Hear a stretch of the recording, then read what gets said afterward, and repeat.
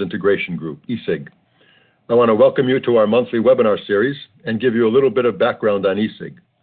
For those of you not familiar with ESIG, we're a membership-based nonprofit organization providing our members with objective information and resources for renewable energy and energy systems integration decisions.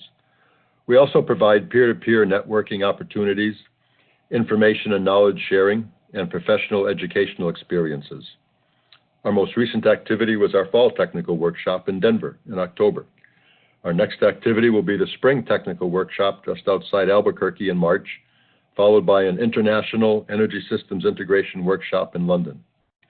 These workshops deal with a full range of issues associated with integrating wind and solar into electric, gas, and thermal systems. They also deal with the coupling to energy-consuming infrastructures, especially electric transportation, buildings, and industry. Registration will open soon, and everyone is invited to attend. ESIG is a very unique organization, and I don't think you'll find anything quite like it anywhere else. If you're new to ESIG, I strongly encourage you to follow up with us if you like what you hear, and I think you'll be pleasantly surprised. You can find us at www.esig.energy. Okay, a few logistical matters before we get started. First of all, the phones will be muted for the duration of the webinar to avoid any unnecessary distractions. So please use the question and answer box on the lower right side of your screen to submit questions, and we'll save 10 minutes or so at the end for the Q&A. If you look down there in the lower right-hand corner, you should see that box there that says Q&A. We plan to wrap it up at the top of the hour, and an email with a link will be provided once the presentation and audio file have been posted. Okay, so today's webinar topic is the economic value of flexible solar power plant operation. Based on pre-registrations, it looks like this is a pretty popular topic. The webinar will feature Mahesh Morjaria, Vice President for PV Systems at First Solar, Arne Olson, Senior Partner at Energy and Environmental Economics, E3, and Jimmy Nelson, a Managing Consultant at E3.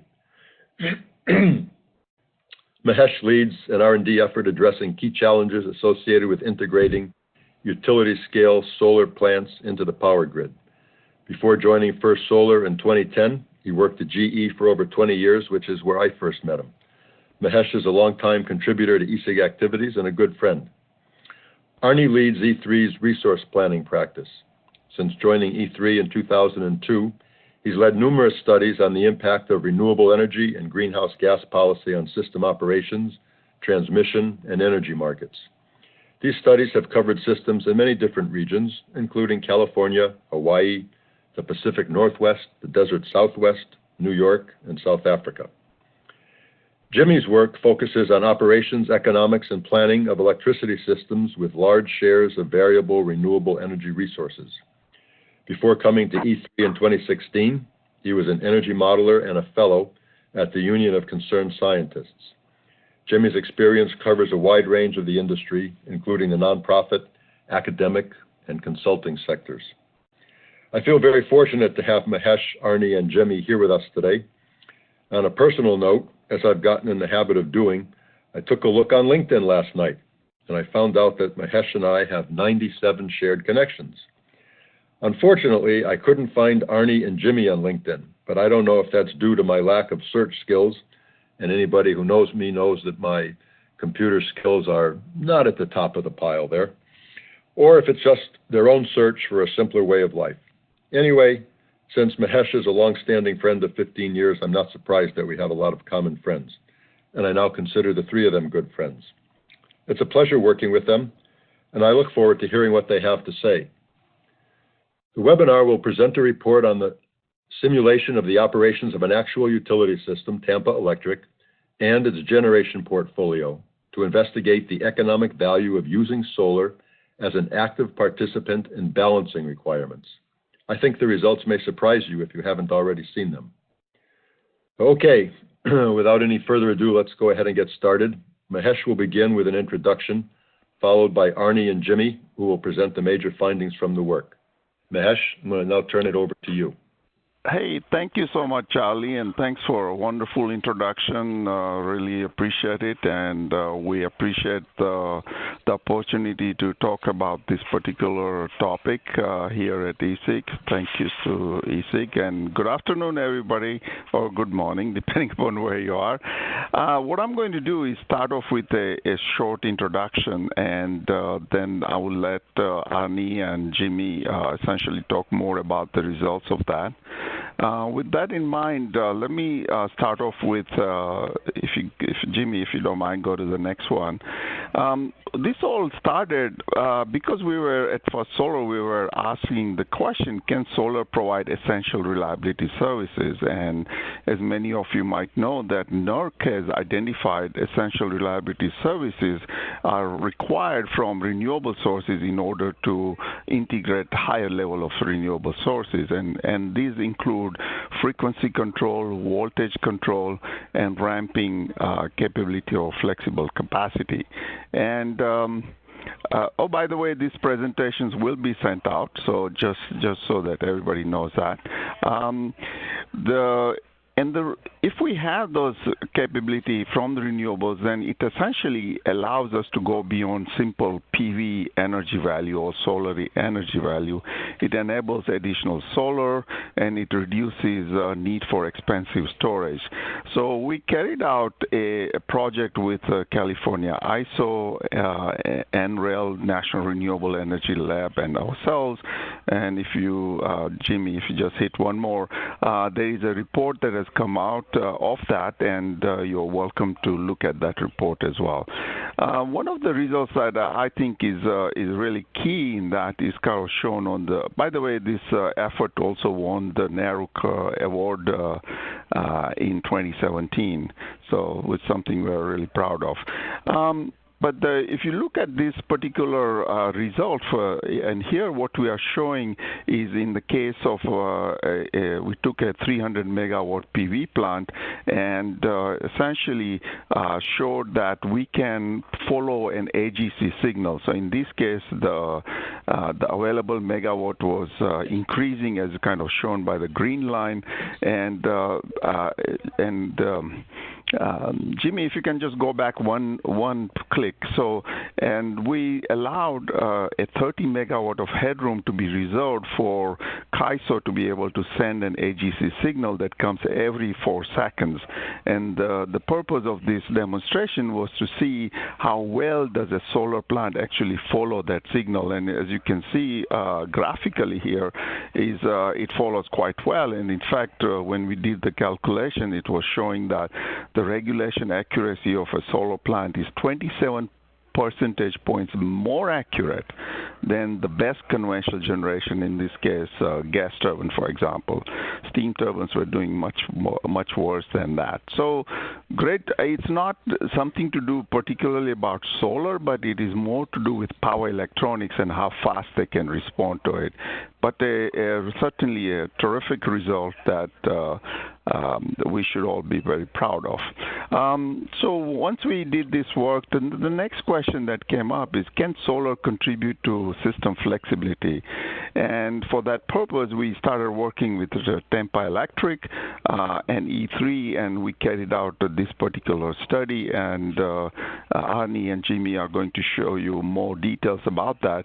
But the one, if you go to the next one, the one particular result that I think is very exemplary is that if you look at these two particular dispatch profiles in a spring day, essentially if you use solar in an inflexible manner, then large amount of solar gets curtailed, as kind of shown on the left-hand side.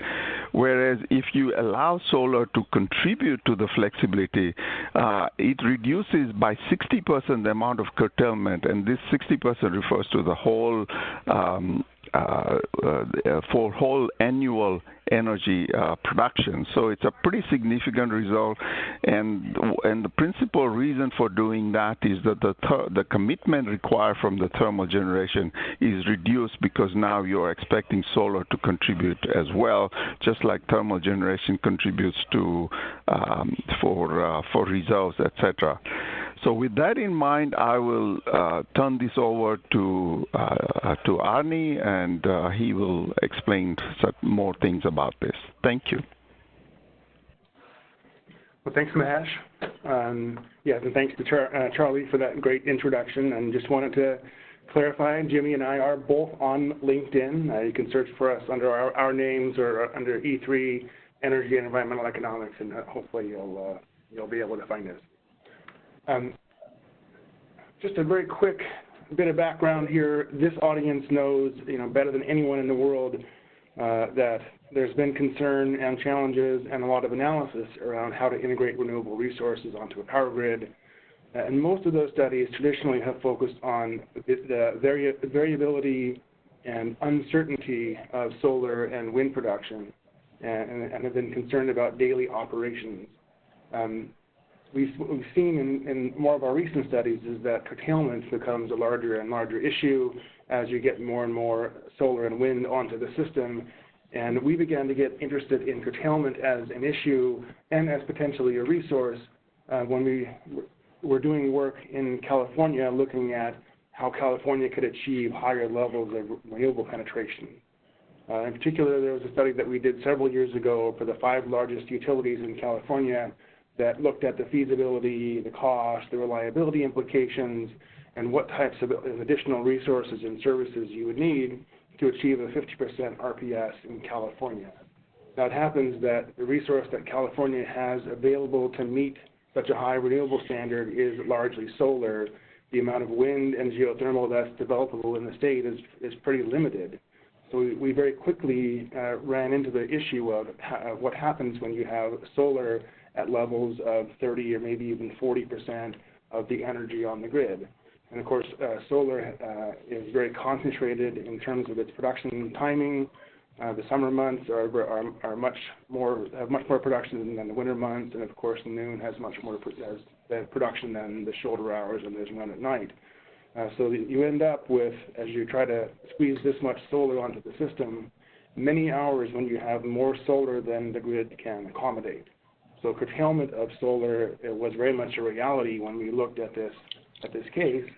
But then we began to realize that curtailed solar can also be a resource.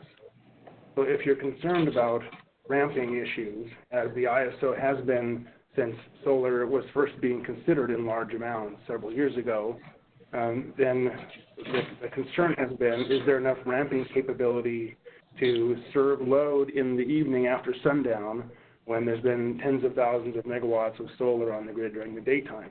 So everyone's familiar with the famous ISO duct chart, but they were showing ramping events of 10, 12, or maybe even 15,000 megawatts over a very short time period, maybe 1 or 2 or 3 hours, which occur around sundown. What we learned very quickly, and where our models wanted to go anyway, was that one way to solve this issue is by curtailing the solar in the middle of the day and maintaining your ramping capability on the thermal resources as needed to maintain reliability. We very quickly realized that solar could become a resource to help maintain reliability. Now, there's a cost associated with that, which is that some of the solar energy production is lost. And so that set us off doing a whole bunch of analysis on what the value of that lost solar is, what are ways to minimize the solar curtailment, and really how can you use solar optimally to maintain a reliable grid while saving as much fuel as you possibly can. But the thing about the solar is that it's a resource that you already have in the ground. If you're reaching this level of renewable penetration, it doesn't require any new capital investment. And all of Mahesh's plants come equipped with this power plant controlling technology already. So it's really just a matter of how you use those existing resources optimally. The idea of flexible solar, curtailable solar as a service or a product that can provide ramp has implications for decisions at various different time frames. If you look at the actual dispatch stage, you can use potentially solar flexibility. You can dispatch the solar very in a fine-tuned way to help save fuel. So if there's a resource that would be operating at a very inefficient set point, perhaps dispatching the solar can help you operate that resource more efficiently and save fuel on kind of the 5-minute to hourly time frame.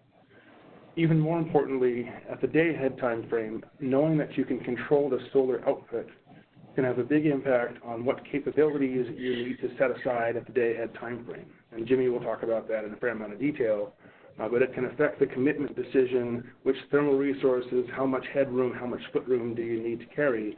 Knowing that your solar is dispatchable can really help you reduce the amount of commitment that you have to do, the number of resources that need to be committed, the capabilities that you need to set aside. And then, of course, going farther out in time, having solar that you know is flexible can also affect your investment decisions.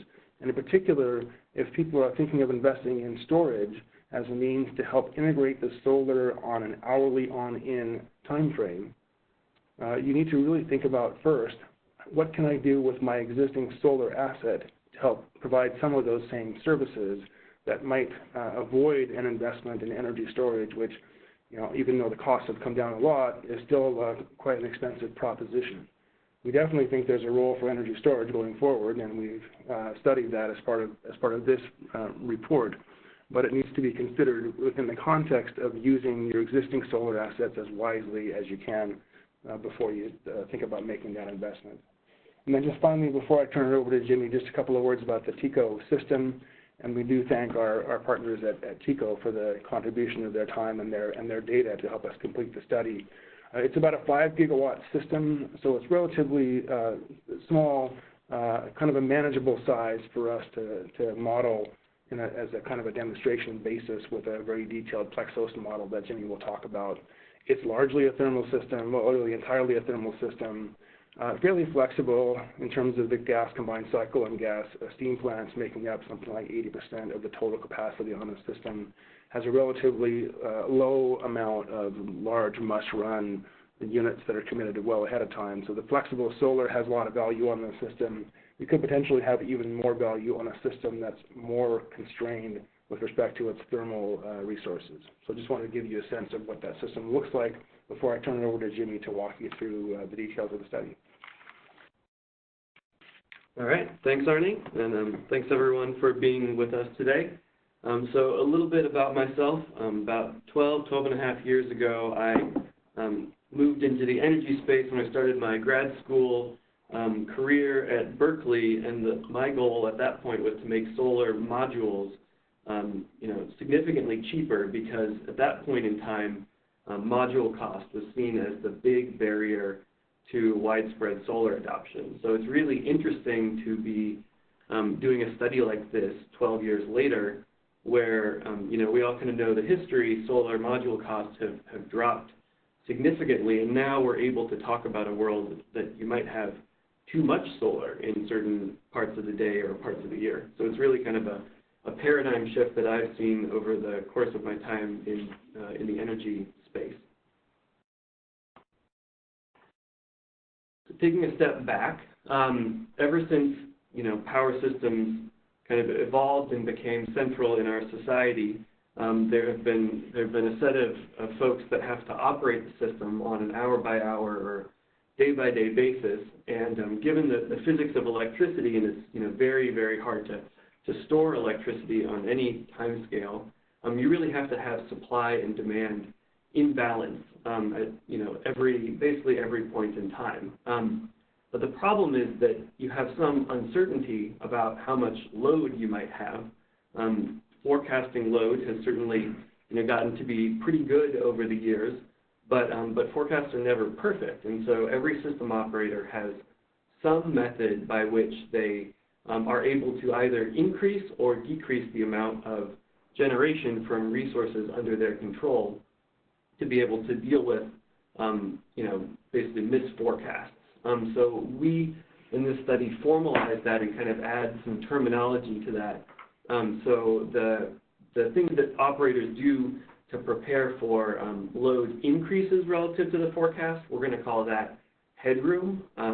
So your resources need to turn up to meet a load increase. And then on the opposite direction, if you need to turn down resources because load decreased, we're going to call that footroom. And we at E3 have worked with a number of different entities that operate various grids around the country and around the world, and we've seen different ways that people implement this same thing. So some entities have kind of formal reserve requirements, others maybe have a priority order of which generators they turn on or off, but they all have to perform the same basic function. Adding solar energy to the power system, as you all know, increases the uncertainty and variability that the operators have to navigate. So we've shown here kind of four decision points or 4 time frames that system operators might have to make decisions. So many days ahead of real time, they might not have a very good solar forecast at all. So there might be significant uncertainty with respect to how much solar they're going to have in real time on the operating day. Whereas, day ahead, hour ahead, the forecast is going to get better and better, and they're going to get a better idea of exactly what to expect when they have to operate. And then in real time, there's kind of that additional challenge you can see by the extra wiggles on the real-time solar production profile, in that there's kind of short time scale variability from clouds passing over and then moving away from the solar fields. We designed our Plexos production cost simulation model to mimic the time frames at which system operators have to make decisions. So many days ahead of real time, they might have to determine the commitment schedule for really long start resources, namely old coal plants with steam turbines, or gas plants running on old steam turbine technology. In the day-ahead time frame, they might have to determine whether they're going to commit a combined cycle or not, but they don't yet have to determine what mode to run that combined cycle in. So they might have to say, I'm going to turn my combined cycle on, but I still have the flexibility to determine if it's a 1x1 or a 2x1 or a 3x1. Generally, an hour or a few hours ahead of real time, they have to lock down the combined cycle mode. So they have to decide, I'm going to run in 2x1 or 3x1. And then in real time, they can inc or dec, they can turn up or down the resources that they have committed, but really they've kind of, they have to operate the system with all the resources that they've committed, except for maybe the combustion turbines, which they can turn on or off in real time. So, broadly in kind of the triangles going across the screen and showing the concept that as you get closer to real-time operations, the things that the operators can do to meet imbalances in load and renewable production, those opportunities decrease over time, but at the same time, the forecast, the accuracy of that forecast increases. So it's kind of the job of the operator to navigate this dynamic successfully. In our modeling, the way that we have the Plexos model do that is we give the model requirements for forecast error. So it has to hold some headroom and some footroom for forecast error ahead of real time, and you can see here how then it doesn't have to hold any forecast error, headroom, or footroom in real time because there's not much forecast error anymore to resolve. But there is still some some very quick timescale movement of solar and load, and so the model has to hold some regulation headroom and footroom even in real time, such that you can navigate say the 4-second deviations in load and resources. And it's important to note that we've built into this model kind of the option to commit and decommit generators ahead of real time. So I was saying before that you don't have to determine what mode your combined cycle is operating in until hours ahead. And so you can meet some of your forecast error, headroom, and footroom needs with the option to turn things on and off until you reach that last decision point that the operator just has to make a decision and they kind of can't go back on that decision.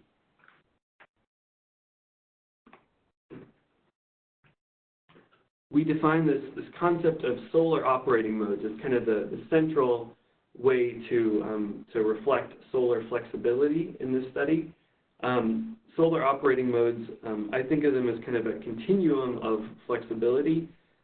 Each real utility or operator is going to be at a different point along this continuum, but it represents on the must-take side no flexibility of solar generation, and on the full flexibility side, really quite a lot of solar flexibility. And then we define some points in the middle, namely curtailable and downward dispatch, to give you an idea of some kind of intermediate operating points that we see as relevant. So the idea behind the must-take operating mode is that really not only can you not curtail solar generation, but you also have to set up all of your thermal fleet commitments ahead of real time and all of your regulation requirements in real time on other resources. In other words, solar can't do any of that balancing either ahead of real time or in real time. And the most prominent real-world example of this type of operating mode is most rooftop solar currently is in must-take operating mode. The operator can't send a signal to the solar to turn down and has to position his power plants to be able to deal with all possible states of solar output from rooftop solar. That's changing a little bit, but in most places that's true for rooftop solar. And then the next two the next operating mode, curtailable operating mode, is kind of, you can curtail solar more or less in emergency situations, but you still have to attempt to position your thermal fleet to accept either, potentially all the way from a sunny day to a cloudy day, so kind of a wide range of potential solar output. Downward dispatch improves on that because for modern utility scale solar plants, we know that the operator is going to have the ability to curtail those plants, and so we allow the operator to rely on solar power plants to provide downward regulation. So if the plant is on and generating, you can turn it down to provide regulation. And also ahead of real time, you don't need to hold foot room on any thermal generators because you know that in real time, if there's too much solar, you can just curtail it. Moving to the full flexibility operating mode, you're able to dispatch solar up for regulation up, and you're also able to reduce the amount of headroom that you have to hold on other resources if you're planning to curtail solar ahead of real time. And so this is one thing that we really don't see very frequently either in real utility operations or in kind of production simulation calculations of future electricity systems. And so you'll see that could potentially be an important thing to do as we reach higher and higher amounts of solar. So one thing that we do in this study to make solar generation and solar production look a little more like conventional generation is to use data on the amount of error in solar forecasts to define lower and upper bounds of where the solar production might go. So on the left, we have the orange line, which shows the solar forecast a few hours ahead of real time. And you see that it's projected to be a sunny day in the morning. The solar is running at 100% capacity factor. And then in the evening, it looks like there's going to be some clouds that roll in the late afternoon, as sometimes happens in the Tampa area. And so the forecast drops. So it's possible, though, if you look at the distribution of forecast errors for the Tampa area, it's possible that solar is actually going to produce perhaps, at partly cloudy level, that light blue line. And so you might have to operate your other resources, and turn them up in case that solar produces less than expected. On the flip side, it's possible that that prediction that clouds are going to roll in the late afternoon, that doesn't actually materialize, and you might have more solar than expected. So if you look over on the right, you've translated that to headroom and footroom requirements. The footroom requirements are, late in the day. Maybe the clouds aren't going to come about, and so you have to turn down other resources or turn down solar if you can't accept it. And headroom requirements are kind of backup requirements, just in case more clouds are there than you thought there were going to be. I'm going to show an example dispatch plot from Spring for all the different operating modes. So it's useful to start and look at what Tampa's dispatch looks like without any solar. I think this is probably not surprising to most on the call. Without any solar on the system, the balancing requirements of Tampa's system are modest and are entirely manageable by their existing thermal fleet. On this day, the model commits mostly gas combined cycle, and then combustion turbines help out with that little blip of load in the in the late afternoon, early evening time. We now ask the question, well, what if we added a whole bunch of solar to Tampa's system, and we added it in must-take operating mode? So switching from 0% annual energy penetration from solar to 28% annual energy penetration potential, which on their system translates to 2,400 megawatts of solar generation capacity. So really, what we did here is we added 2,400 megawatts of solar onto a system with a peak load of about 4 or 5 gigawatts. And what you see is that the system at this level of solar penetration really can't stay in balance. There's more generation than there is load, and in the worst case, this could lead to reliability violations that could cause fines, or even worse, actual reliability challenges on the grid. And so we've marked this with kind of that red X, saying this is an inoperable system. Supply and demand just don't balance. And the reason for that is that there's conflicting requirements to both accept all solar generation and also kind of position your thermal fleet ahead of time in a way that, that would allow you to accept all the thermal generation. Why is this the case? This takes us back to kind of how production cost models are set up and how they work. Production cost models are designed to really model in detail the constraints that thermal generators have. So there's quite a number of them, and they're different for different types of generators. But it can take a while to get a generator from offline to online. For older steam plants, it can take sometimes even days to go from offline to fully online. For combined cycles, maybe it takes minutes to hours, or potentially a day to start up the steam turbine. For gas peakers, they turn on and off pretty quickly, maybe less than 20 minutes. Once you have the generator on, you normally can't operate it anywhere between 0 megawatts power output to its rated capacity. You typically have to have at least a minimum level of generation once you have the generator online and committed. So that's shown as P-min here. Typically that's in the range of 20 to 70% of the rated capacity, and I frequently see values kind of in the 40 to 60% range. So every time you commit a generator, it comes along with a certain amount of generation that you can't turn down until you decommit it. And then once you have the generator on, you have ramping limitations that might keep you from moving as fast as you would want up and down. So for the older steam units, that can be on the order of a couple of hours to move from P-min to P-max. And for the very fast peaking units, that can be a couple of minutes.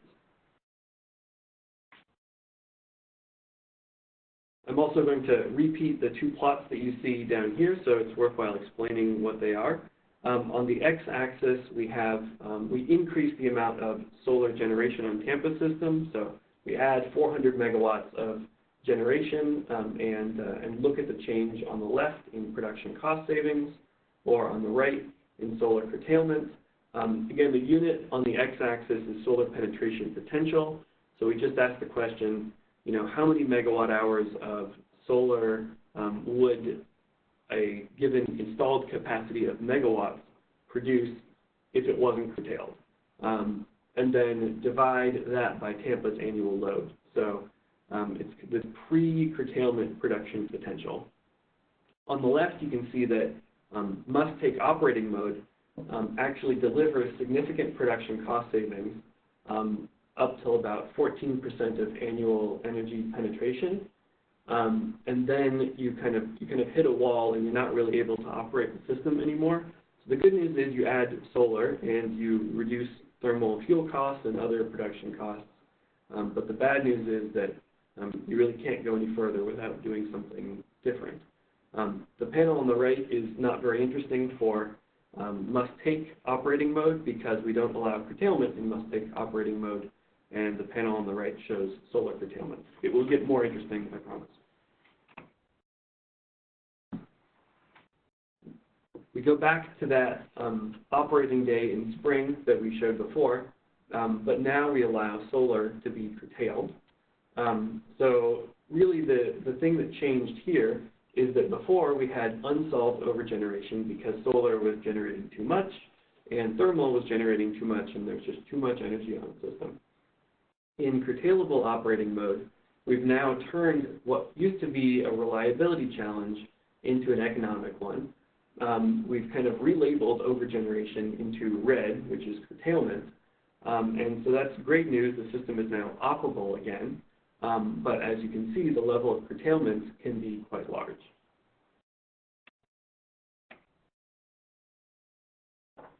Showing the same curves from the previous plot, we now add curtailable to it. So curtailable enables additional production cost savings at higher solar penetration potentials, and say takes you from 14 to 18 or 20% of annual energy potential while providing kind of meaningful reduction in production costs for the Tampa system. But you can see on the right, really when you start going past about 20% of annual energy penetration, curtailment kind of picks up exponentially, and you can see that the strategy has pretty diminishing returns. So curtailing solar certainly gets you further along in terms of integrating more solar, but I think these results suggest that to go ever further in solar penetration level, you need to do something more in terms of operation. So our next operating mode looks at the ability to turn solar down, both for real-time regulation, but also for day ahead and hour ahead forecast error in the foot room direction only. So we're not downward dispatch. You cannot use solar headroom if it's available, because that's the next stop along the way after. But you are able to decrease the amount of thermal generation that you committed ahead of real time, and also turn down the remaining generators that you already have committed in real time, because solar can provide some of that downward, that foot room operating service. And it can result in quite a big delta in terms of curtailment, especially for kind of the midday hours. And you can, on this plot, you can really see how the minimum power from the thermal generation goes down between curtailable and downward dispatch. More of that solar is, you can absorb more of that solar in the middle of the day because there's less thermal generation than you require. Not surprisingly, a reduction in curtailment translates to an increase in production cost savings. You're curtailing less solar. That means you're absorbing more, and that means you're burning less fuel in your gas plants and your coal plants. So there's kind of a paradox here that it's worthwhile to explain.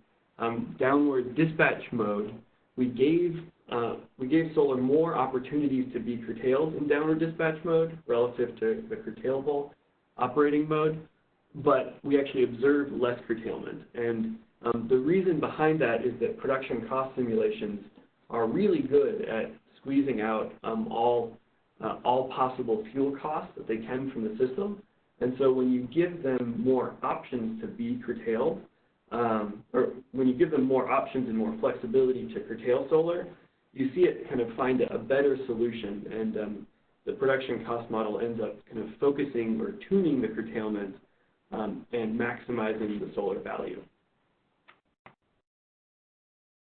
But we find that you can do even better than downward dispatch. So the remaining piece of the puzzle is full flexibility mode, where you allow solar to provide upward regulation if it's already curtailed, subject to forecast error restrictions. And you also reduce the amount of forecast error that non-solar generators have to hold when you're planning to curtail solar ahead of real time. So this is one thing that we see really isn't done frequently in renewable integration studies or in system operations. You typically calculate a forecast error, and then even if you're planning to curtail solar, you don't adjust it at all. So there's some incremental benefit that we see from performing that adjustment, with the idea that your solar generation becomes more certain if you're planning to curtail a little bit of it, the remaining solar generation that you're planning to accept or planning to have generating. And so that results, at increasing flexibility to the full flexibility operating mode results in lower curtailment and kind of better economics for solar, increased production cost savings. It's worthwhile to take a minute here to think about how you might extend these results to other systems. So the Tampa system is a relatively small system, and we've simulated solar deployment within their footprint, which is consistent with their current solar development trajectory. So if you were to take the same amount of megawatts that we simulated and spread them across a larger area, you'd probably have less aggregate forecast error. And so you might see the value of solar kind of contributing to some of the forecast error requirements. You might shift out these curves a little bit to the right. In other words, you might see kind of the incremental value of flexibility happen at somewhat higher solar penetrations. That being said, if you had a system with a different mix of resources, say with more must-run generation or maybe more wind power, it very well might happen that adding more flexibility to solar would kind of increase value at an earlier penetration, lower penetration levels. So certainly, these curves are going to look different on each system, but we think that we will see this type of dynamic at some solar penetration level on pretty much any system. I'll stop on this slide just very briefly to point out that solar flexibility doesn't really require any new capital investments, provided that the solar plants that you have in the ground are capable of being operated relatively flexibly. And if you look at the gas combined cycle bar, if you compare the orange one to the dark blue one, the curtailable to full flexibility, you've decreased gas combined cycle capacity factor by 4% just by operating combined cycles more flexibly. So that may or may not sound like a big difference to you, but I think it's important to point out that there's really no incremental capital investment to reduce thermal capacity factors by a few percentage points. So this is a potentially relatively big way to save money and fuel. Thinking about it from an environmental perspective, saving fuel not only translates into reduced production costs, but it also means lower CO2 emissions. So it can be an environmental motivation for having solar being a more active participant in system balancing.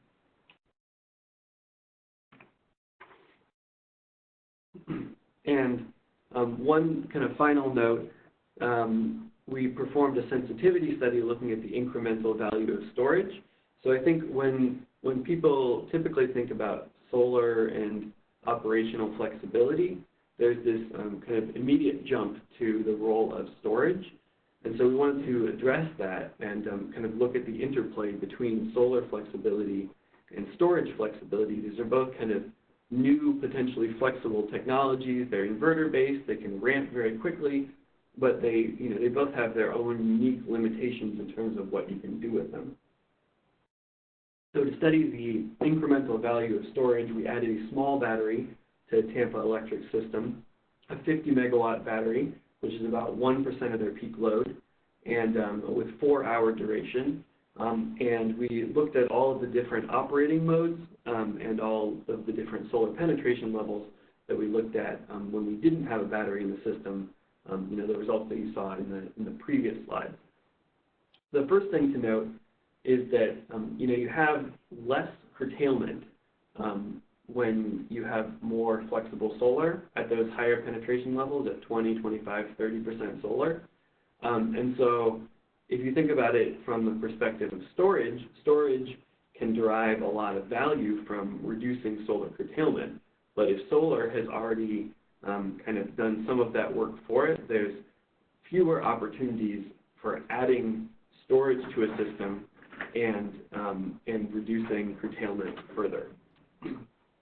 That translates in the bottom panel to potentially reduced production cost savings when you increase solar flexibility, so reduce production cost savings from storage. And I think the other thing to add there is that there is some competition in terms of grid services and grid flexibility. I kind of like to think of it as there's a supply and demand for each type of balancing service. And solar can provide some of those balancing services very effectively, especially kind of promising to turn down ahead of real-time. Solar can do that very efficiently, and that can compete with storage offering the same service.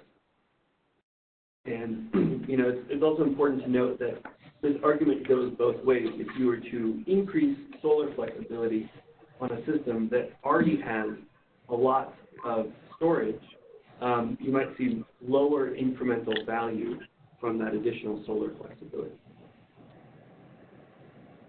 So kind of the final summary slide, we've developed a solar flexibility guidebook. So kind of what to do in terms of kind of how to address solar flexibility going forward. What are our kind of high-level recommendations? The first one, and I think one that's probably not surprising at this point, is just to make sure that you include solar curtailment in unit commitment and dispatch. Maybe you don't need to curtail, but if you do, you really want that option there. Second one, make sure that when solar is generating, that you allow it to contribute to footroom requirements whenever it's economic to do so. That could potentially allow you to turn down other resources.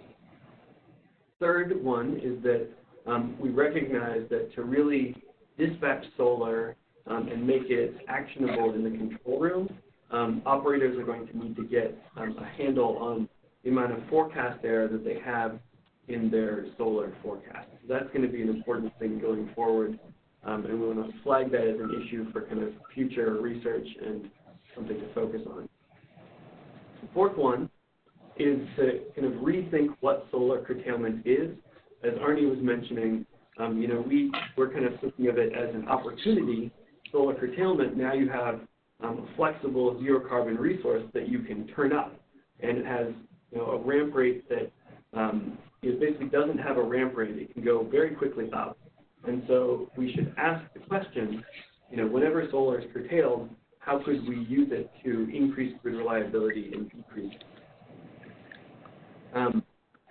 The second to last point is that if solar is curtailed, the variability and uncertainty of that resource decreases because the remaining production that you have just kind of more certain. So, implement that in production cost models and operations, and basically don't hold too much headroom for solar that you're not planning to accept. And then the last one is that, try and understand when you're investing in new flexible resources whether there's a potential for solar to fill some of the needs that you're identifying in your system. So with that, I will turn it over to Charlie for the Q&A. Okay, thank you, Jimmy. I think we've had a pretty steady stream of questions coming in, so I'm going to pick and choose a few. Beginning with the first one, some answers were provided, but I want to make sure that we get a discussion so everybody can hear them. And the first one had to do with existence of markets where solar is able to participate in frequency response. Does anybody know of any markets where solar is actually able to participate and gets paid for doing it like batteries do in some markets such as PJM? Yeah, this is Arne. I'm not aware of any organized market where solar is providing that type of service, but would be very happy to hear of one. If someone has one who's listening, definitely feel free to get in contact with me if you know of an example. Yeah. Do you see any steps underway in any of the ISOs towards enabling that participation? Not that we're aware of. The grid operators that we've talked to at MISO and ERCOT and California ISO are aware of this topic. It's, I think, beginning to be on their radars. It's probably a bit early yet for them to be too concerned about it, but this is something that over the next few years they'll want to start to think about more in depth. Sure. A question of clarification. I think it was discussed during the webinar, but maybe just for the sake of clarification, could you further clarify the difference between a curtailable and a downward dispatch? Yep. Yeah. So I think this can be kind of a frequent thing that requires a little more explanation from this study. So there are two important differences between the two, and some of it depends on how we've set up the study to mimic utility operational practice. So the first is that curtailable operating mode, solar cannot provide downward regulation. So you can't decrease solar output in response to an automatic generation control signal, whereas in downward dispatch mode, you enable solar to do that. So that in the middle of the day, that means you can kind of shift that decrease in generation responsibility onto solar some of the time if your thermal generators are running at or near PMIN. So the curtailment happens automatically through the AGC signal, not manually through a phone call, and the curtailment is fine-tuned in real time based on a real-time 4-second signal. Mm-hmm. And then the second difference between the two is that in downward dispatch, you don't have to hold foot room for solar forecast error. So in other words, you're not worried about whether, if it's predicted to be a cloudy day, you're not worried about positioning your thermal fleet ahead of real time to be able to absorb solar generation just in case it becomes a sunny day. So, this might seem like kind of a bit of a strange concept, and I think the point is to point it out as such. We've seen a range of different representations of solar in renewable integration studies, and it definitely sometimes happens that the reserve requirements that the models are holding are actually preparing for that very event, for solar to become, to generate more than expected and to hold foot room on the thermal fleet to do so. So that's why we separated the curtailable and downward dispatch operating modes to show that difference. Well, and that's not just theoretical. We actually saw that occurring on the CalISO system in 2017 during the heavy solar curtailment and large hydro events that we had in that year. So systems aren't doing this today. Okay, I think that's pretty clear. Thank you. Mahesh, a question for you. Somebody was incredulous about your AGC plot in your 5 slides and wanted to know if that was simulation or real data. Could you answer that? Yeah, that's real data. So what we took in that case was a 300 megawatt PV plant that was in California, and actually this is all the data that you see there, and you will see the report as well is all real. There is no this is exactly what we got, and we have many plots in that particular report, which is referenced in the bottom there, so they can check that out. Yeah, I know the first time I saw that plot, and I've seen others like it, I was too. It was a little hard to believe, but pretty interesting. Yeah, the most important point about this is that because of use of power electronics, we can make solar respond really fast. In fact, the usual thing that I talk about often is that we have to slow down the response of the solar as such on the ramp rate, etc., so that the thermal dispatch is not, or the grid is not impacted. So the issue for solar plants is how fast it can respond, not how slow it can respond. Yeah, that's a pretty interesting point. Okay, a topic we haven't talked too much about, and that's forecasting. A question here on the value of forecasting. Did you look at anything, or have you got any insights on what the value of improved forecasts would be based on this work? So I think the study definitely confirms the importance of a good forecast. It looks at what happens and what kind of capabilities that you need to carry. If you don't have a good forecast, the better the forecast is, the lower that band of headroom and footroom would need to be, but we didn't try to quantify that. Okay, but you probably have the tools and the models and methods to do that, should that be desirable. Yeah, certainly the model as it exists could measure the value of if the forecast error band were reduced, yes. Yeah. Another interesting...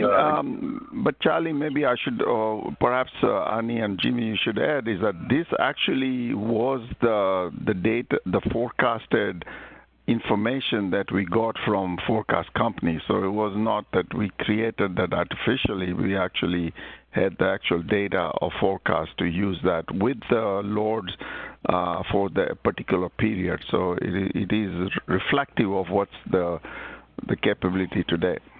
Yeah, I think there's a lot of interest in the forecasting community. Should they spend more money on making their forecast better? Would anybody be willing to support that kind of work? Basically, it depends on what the value of it is. That's a common question asked in studies like this. Another hypothetical question, this one having to do with wind. You didn't have any wind in the system there. Would anybody have any opinions about what the results might have looked like had you had a more wind penetration in the system you studied? Yeah, so we thought about that, and you're correct that for the Tampa system there really isn't a lot of wind available, but you can imagine other systems in other jurisdictions that might have quite a lot of wind and solar. So I think there's a couple of things at play. So wind can, wind adds another source of variability and uncertainty to the signal that the system operator has to follow. So that could potentially make flexibility from solar more valuable, but it's also possible that the wind plants themselves might be able to provide some of the flexibility, and so you could imagine both solar and wind providing some of the same grid services. Yeah, I think the same general lessons that we drew here for solar would apply to systems that want to use their wind flexibly as well. Yep. And Mahesh, would you want to comment on the wind's capability to be dispatched in this manner? Yeah, I think wind would have the same capability to be dispatched in this manner. In general, especially if they are Type 4 wind turbines, then they are also using power electronics completely. So in that regard, it would be possible. Type 3, because of the coupling between the mechanical and the electrical, generally, and the pitch and so on, the response would not necessarily be as adapt as pure power electronics one. But in general, it would be much better than conventional for sure. How's that? Okay, one last question, then we're going to have to wrap it up. There's a number of questions dealing with economics and value, but let me just ask one, and that is, how does PV get compensated for the service? Most people think about losing money when you get curtailed. Yeah, so I think first, if the utility is an integrated utility, it owns the PV system. In that case, this is a very straightforward result, which says that the integrated utility will have a lower cost of system if they operate the system in this particular way. However, once we go into the organized market where you have a developer and or a power plant owner and an off-taker, then how does that all play out is something that is certainly discussed a great deal, and Hawaii is probably one region where now they have started coming out with the RFP, which are much more flexible in regard to not just paying for the energy produced by a plant, but also the capacity and other attributes that are available. So it's a pretty active field. A lot more has to be done in that. But Arne, perhaps you can say more about it as well. Yeah, the only comment I would make there is that there's no variable cost to using solar in this way. Solar is all fixed upfront costs. There's no increase in O&M. So really the trick would be to structure a contract that compensates the solar owner the same, whether it is used for energy or used for some of these other capacity reserve type of services. So to me, the most straightforward mechanism is simply to measure the amount of lost production and to compensate the solar plant owner whenever the solar was economically curtailed. The solar owner is no worse off in that case, and the grid operator is better off because they've been able to use solar in a more valuable way than if it was just providing energy by definition. So those issues are definitely there for existing contracts, but it ought to be easily solved with a little bit of thought for contracts going forward. And as utilities are getting more sophisticated about these types of topics, as Mahesh mentioned, we're seeing better and more sophisticated solicitations and contract structures. Okay, I think it's about time to wrap it up. Top of the hour here. I think that's fair to say that that's a work in progress.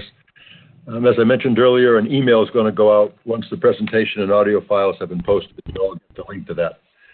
We really appreciate your engagement. Look forward to speaking at our next webinar, which is on Wednesday, February 20th, same time, 2 p.m. Eastern. The webinar will feature Julia Mateva-san from ERCOT, also known as Julia M. The webinar will cover the evolution of ERCOT's frequency control and ancillary services for higher levels of inverter-based generation, which is, like this, a very timely topic on the national scene given the proliferation of PV power plants. And I hope you'll be able to join us once again. Further information on all of the webinars and meetings can be found on our website at www.esig.energy under events and in our newsletters and informational emails. So Mahesh, Arne, Jimmy, I want to thank you again for this very timely and informative webinar.